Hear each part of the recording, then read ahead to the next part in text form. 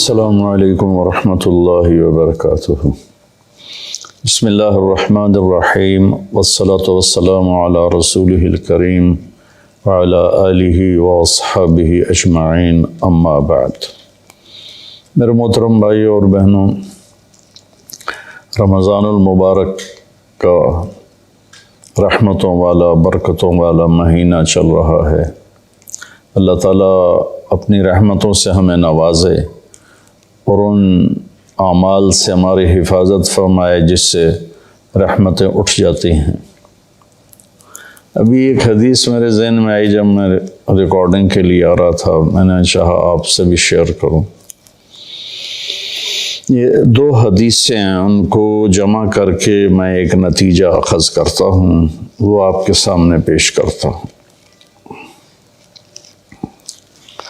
اللہ کے نبی صلی اللہ علیہ وسلم مدینہ میں تھے تو جبریل انسانی شکل میں آئے اور آپ کے سامنے اتحیات کی شکل میں بیٹھ گئے اور آ کر آپ سے پوچھا مل اسلام، یا رسول اللہ اسلام کیا ہے؟ عمر رضی اللہ تعالیٰ عنہ فرماتے ہیں کہ ایک نوجوان تھا، وہ آ کے مجلس میں بیٹھا تو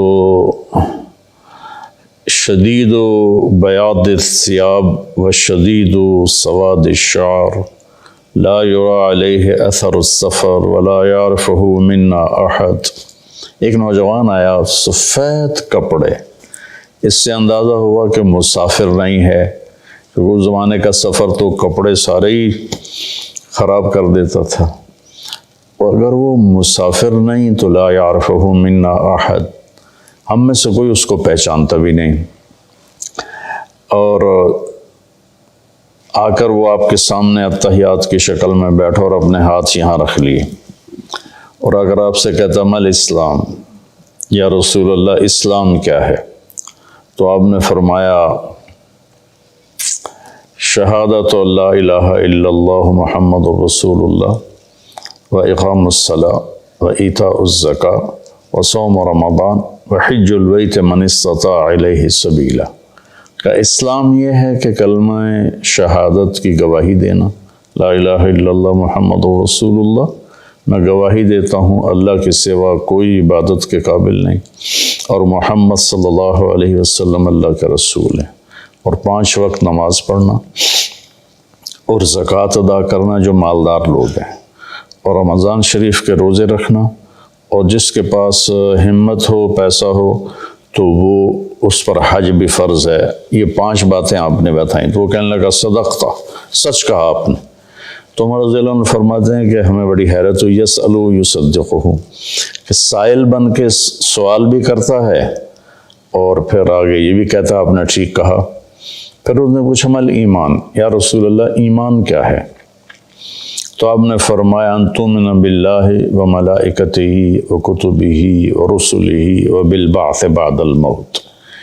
ایمان یہ ہے کہ تو اللہ پر ایمان لائے، اس کے فرشتوں پر، اس کی کتابوں پر، اس کے رسولوں پر، اور موت کے بعد اٹھائے جانے پر، کہ موت کے بعد ایک زندگی ہے جس میں فیصلہ ہوگا اچھے اور برے کا۔ کہنا صدقتا، آپ سچ کہتے ہیں یا رسول اللہ۔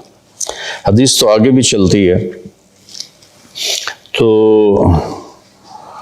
خیر وہ بھی بتا دیتا ہوں، بڑی اہم ہے۔ متی تقوم الساعہ، یا رسول اللہ قیامت کب آئے گی؟ تو آپ نے فرمایا مل مسئول عنہا بعلم من السائل، میرے دوست یہ دنیا میں کسی کو نہیں پتہ سوائے اللہ کے کہ قیامت کب آئے گی۔ تو کہنے لگا اخبرنی عن اماراتها، مجھے اس کی نشانیاں بتائیں۔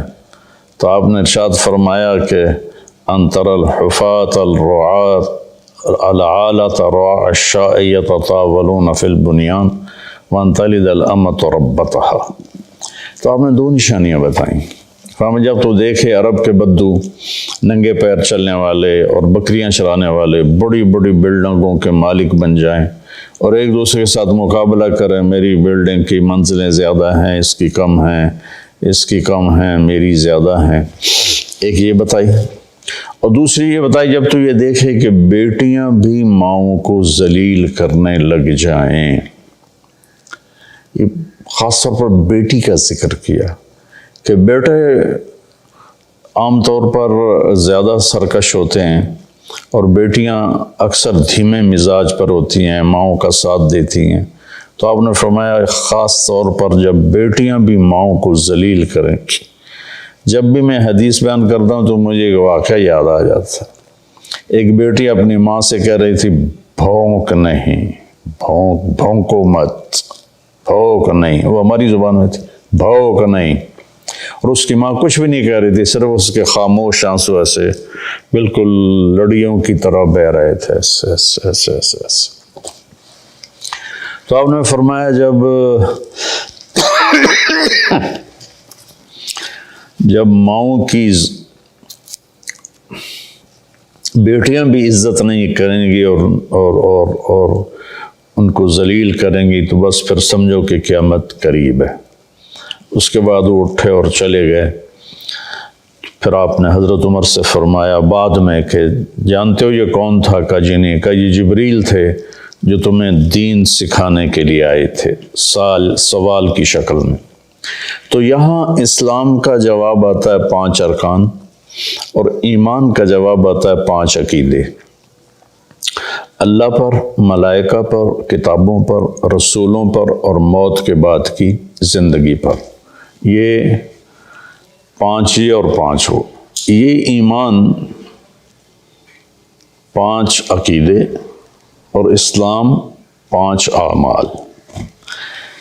لیکن آخری حج میں جب اسلام مکمل ہو چکا ہے، پورا دین نازل ہو چکا ہے، الیوم اکملت لکم دینکم واتممت علیکم نعمتی ورضیت لکم الاسلام دینا، یہ عرفات میں یہ آیت نازل ہو چکی ہے اور دین کے مکمل ہونے کی خوشخبری دی جا رہی ہے۔ صرف اسی امت کو یہ خوشخبری ملی اور کسی کو نہیں ملی۔ تو وہاں عمر بن عبسہ رضی اللہ تعالیٰ عنہ ایک صحابی ہیں جو حج میں ہی شریک ہوئے۔ پہلے مکہ میں آئے تھے تو آپ نے کہا ہم بہت کمزور ہیں، ابھی چلے جاؤ، جب اللہ ہمیں طاقت دے گا پھر آ جانا۔ تو یہ کلمہ پڑھ کے چلے گئے اور پھر یہ آئے جب آپ حج میں تھے تو انہوں نے حجۃ الوداع میں سوال کیا۔ کس جگہ پر یہ ہو سکتا کہیں لکھا ہو، مجھے یاد نہیں، کہ یا رسول اللہ مل اسلام۔ اب جبریل مل اسلام اور یہ بھی کہہ رہے ہیں مل اسلام۔ جبریل کے جواب میں 5 اعمال، کلمہ، نماز، روزہ، حج، زکوٰۃ۔ یہاں کیا ہو رہا ہے؟ مل اسلام، یا رسول اسلام کیا؟ اب اسلام مکمل ہو چکا ہے۔ جبریل، حدیث جبریل میں پہلی بنیاد کو بتایا ہے کہ یہ 5 اعمال بنیاد اسلام ہیں، یہ نہ ہو تو اسلامی نہیں ہے۔ اب یہاں اس کی آخری چھت کو بتایا جا رہا ہے کہ چھت جو مکمل ہوتی ہے تو گھر کہلاتا ہے، چھت نہ ڈالی گئی ہو تو گھر نہیں ہوتا، رہنے کے قابل نہیں ہوتا، نہ خود رہ سکتا ہے مالک، نہ کسی کو بلا سکتا۔ جب وہ چھت ڈال لیتا ہے تو خود بھی رہتا ہے، مہمانوں کو بھی بلاتا ہے۔ تو اب یہ جو حدیث پاک ہے نا، یہ اسلام کی آخری چوٹی کو بتا رہی ہے۔ وہ کہتا ہے مل اسلام، ایک اس قسم کا سوال ہے، جواب 2 ہیں۔ آپ نے کہا اطعام الطعام ولین الکلام، اسلام ہے کھانا کھلانا اور میٹھا بول بولنا۔ سبحان اللہ۔ اللہ تعالیٰ کو سخاوت پسند ہے، سخی سے اللہ کو پیار ہے، چاہے وہ فاسق ہی کیوں نہ ہو، اور بخیل سے اللہ تعالیٰ کو پیار نہیں ہے، چاہے وہ تہجد گزار ہی کیوں نہ ہو۔ جو پیسے کا پجاری ہے، یحسب مالہ اخلد ان مالہ اخلد جمع مالا وعددا، تو یہ اللہ کو انتہائی ناپسند ہے جو پیسے جوڑ کے نہ اپنے اوپر خرچ کرتا ہے، نہ بچوں پہ خرچ کرتا ہے، بس مال بڑھا رہا ہے، کاروبار بڑھائے جا رہا ہے۔ تو یہ اللہ سے اس کی دوستی کبھی نہیں ہو سکتی۔ تو اطعام الطعام، کھانا کھلانا، ولین الکلام، اور نرم بول بولنا، نرمی والا بول بولنا، نرمی والا بول بولنا، نرمی والی گفتگو کرنا، یہ اسلام کی انتہا ہے۔ تو کھانا تو بہت لوگ کھلاتے ہیں، لیکن زبان کا بول نرم ہو، میٹھا ہو، یہ امت سے نکل گیا ہے، کم از کم بر صغیر سے تو نکل گیا ہے، باقی دنیا بھی پھرا ہوں، دست و گریباں ہیں اور پیچھے زبان کا بول ہے، رشتے ٹوٹ رہے ہیں، محبتیں ختم ہو رہی ہیں اور خاندان بکھر رہے ہیں، اس کے پیچھے کہیں کہیں جائیداد کے جھگڑے بھی ہیں، لیکن زیادہ جس چیز نے آگ لگائی ہے وہ ہے یہ زبان کا بول۔ میرے نبی نے حضرت معاذ بن جبل رضی اللہ عنہ سے فرمایا، معاذ تمہیں ساری شریعت کا خلاصہ بتاؤں؟ تو انہوں نے کہا جی کیا ہے؟ تو آپ نے ایسے کیا، یہ دیکھیں میری 2 انگلیاں، اور یوں زبان کو اس طرح کر کے پکڑا، ایسے نہیں پکڑا، ایسے پکڑا، ایسے کہ غلط بول پر اس کو کاٹ دو، نفرت والے بول پر اسے کاٹ دو، دل دکھانے والی بات پر اسے کاٹ دو، چپ ہو جاؤ، خاموش ہو جاؤ۔ خاموشی بہت بڑا عمل ہے۔ ہم بچوں کو بولنا سکھاتے ہیں نا، بڑوں کو چپ رہنا سیکھنا چاہیے۔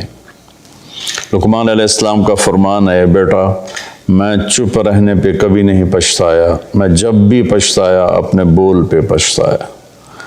تو بھائیو، اللہ تعالیٰ ہی کرے گا میری آواز کتنے لوگ سن لیں گے، 1 لاکھ 2 لاکھ، یہ تو 22 کروڑ عوام کا مسئلہ ہے۔ اور اچھا کبھی کبھی تو مایوسی میں ڈوب جاتے ہیں کہ پتہ نہیں ہدایت کو پھیلتا دیکھنا نصیب میں ہے یا نہیں ہے، پوری شیطانی طاقتیں متحرک ہیں۔ تو پھر وہ پوچھتا ہے مل ایمان، ایمان کیا ہے؟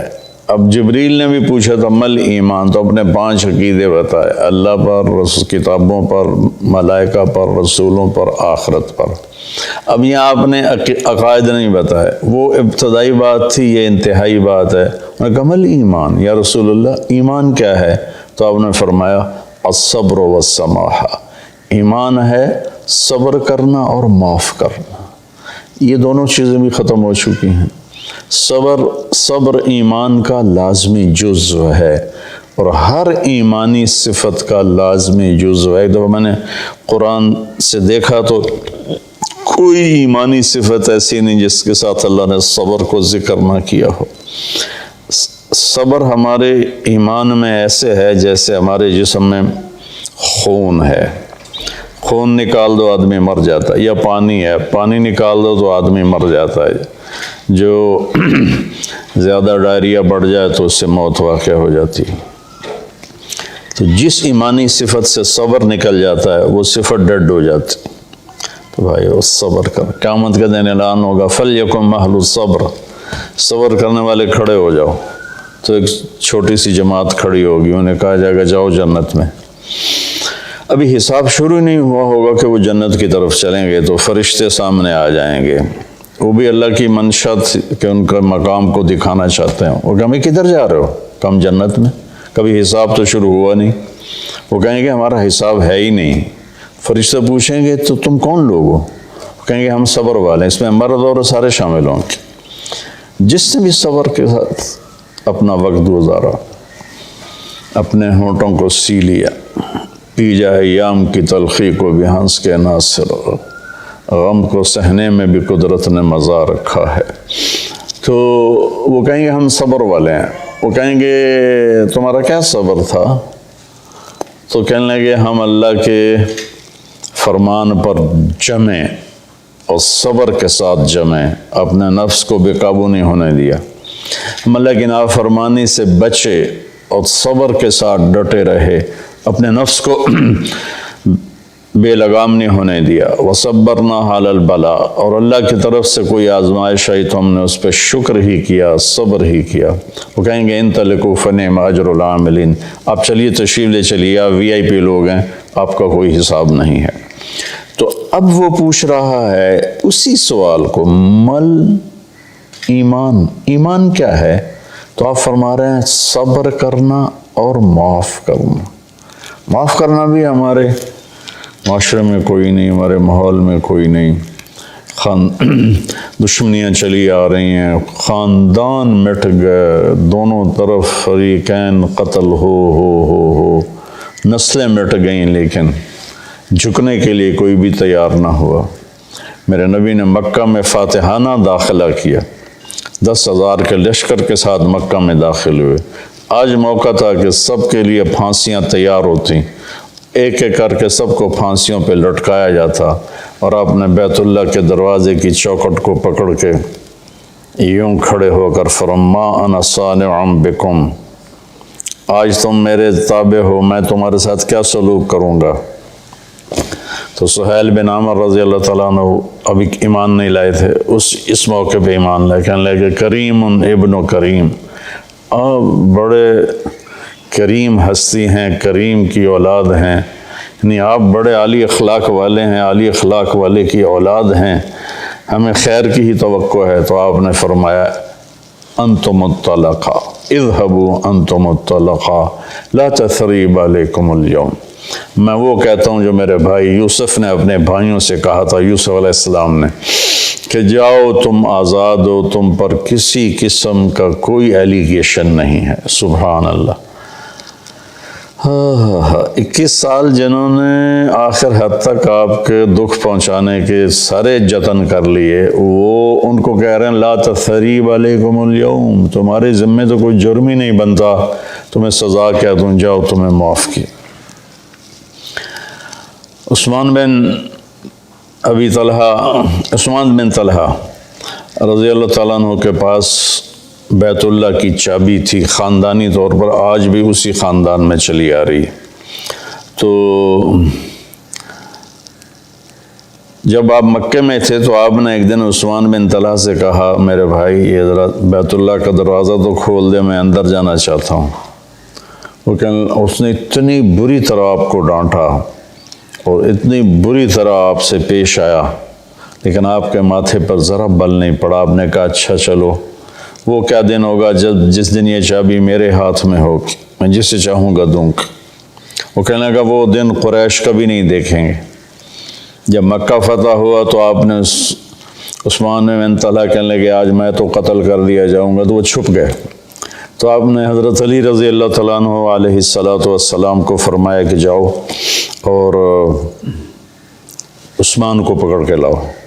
تو ان کو ڈھونڈتے ایک جگہ مکہ چھوٹا سا تھا، ایک جگہ چھپے ہوئے تھے، وہاں سے ان کو پکڑا، ان کے ہاتھ مروڑ کے چابی ان سے چھینی، اور چابی اور ان لے کر حاضر ہو گئے اور چابی آپ کو پیش کی۔ تو حضرت عباس رضی اللہ عنہ چچا پاس کھڑے تھے، کہنے لگے یا رسول اللہ اب چابی ہمارے خاندان میں کر لیں، ہم حاجیوں کو پانی پلانے کا کام بھی کرتے ہیں، بنو ہاشم کا خاندانی یہ ان کی ذمہ داری تھی حاجیوں کو پانی پلانا، زمزم سے پانی کھینچ کر۔ تو انہوں نے عرض کی یا رسول اللہ یہ بھی ہمیں دے دیں، چابی بھی ہمیں دے دیں تاکہ یہ دو قسم کی نعمتیں ہمیں حاصل ہو جائیں، بیت اللہ کی برکتیں۔ آپ نے حضرت عباس کو کوئی جواب نہیں دیا، آپ نے چابی ایسے پکڑ کا عثمان یوں کھڑے ہوئے تھے، ایسے ان کا سر اوپر نہیں اٹھ رہا تھا، کہا عثمان، تو نے شرمندگی کی سا یوں سر اٹھایا، کہا یہ کیا ہے؟ وہ خاموش رہے، کہا دیکھ یہ وہ چابی ہے جو میں نے کہا تھا، وہ کیا دن ہوگا جب یہ میرے ہاتھ میں ہوگی، اور یہ لو میں تیرے ہاتھ میں پکڑا رہا ہوں، قیامت تک یہ چابی تیری نسل میں رہے گی، کبھی تجھ سے کوئی لے نہیں سکے گا۔ سبحان اللہ۔ اب اس کا سلوک دیکھیں اور اللہ کے محبوب کا سلوک دیکھیں، کتنا تضاد ہے، کتنا فرق ہے۔ تو عثمان رضی اللہ عنہ کی اولاد نہیں تھی، تو چابی ان کے بھائی شیبہ بن طلحہ کی طرف منتقل ہوئی، اور وہ چابی آج تک چلی آ رہی ہے شیبہ بن طلحہ رضی اللہ عنہ کی نسل میں۔ کچھ سال پہلے اس کے متولی تشریف لائے تھے، ایک نکاح میں نے پڑھایا تھا تو اس میں وہ شریک تھے، تو میں نے آدھا بیان عربی میں کیا، آدھا اردو میں کیا، اسی کا ترجمہ اردو میں یا اردو والے کا ترجمہ عربی میں کر کے بہت خوش ہوئے تھے، وہ بہت دعا دی تھی انہوں نے۔ تو آپ نے وہ چابی ان کے حوالے کی۔ تو ہمارے ماحول میں معاف کرنا بھی نہیں رہا، تو ایمان کی، اسلام کی صفات کھانا کھلانا، میٹھا بولنا، اس کو بھی ترس گئے ہیں۔ اور ایمان کی صفات، صبر کرنا اور معاف کرنا، اس کو بھی ہم ترس کے رہ گئے۔ اس کے بعد اس نے پوچھا ای الاسلام افضل، سب سے اعلیٰ درجے کا اسلام کیا ہے؟ آپ نے جواب دیا تھا کہ ای الایمان افضل، اس کا بھی آپ نے جواب دیا کہ انہوں نے پہلے پوچھا اسلام کیا ہے، پھر پوچھا ایمان کیا ہے، پھر پوچھا سب سے بہترین اسلام کیا ہے؟